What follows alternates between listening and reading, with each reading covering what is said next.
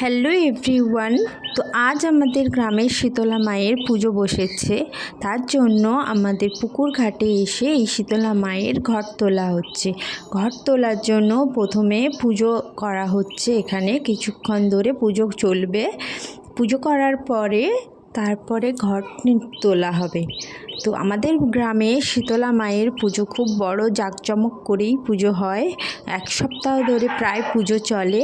এবার এখানে এই পুকুর থেকে জল নিয়ে ঘট তুলে নিয়ে যাওয়া হবে মন্দিরে। আমার ভিডিওগুলো তোমাদের ভালো লাগলে লাইক, কমেন্ট আর আরও ভিডিও দেখার জন্য সাবস্ক্রাইব করে দিও আমার ভিডিওটা প্লিজ। দেখো ঘট তোলা হয়ে গেছে, এবার এটা প্রস্তুতি চলছে, এটা মন্দিরে নিয়ে যাওয়া হবে।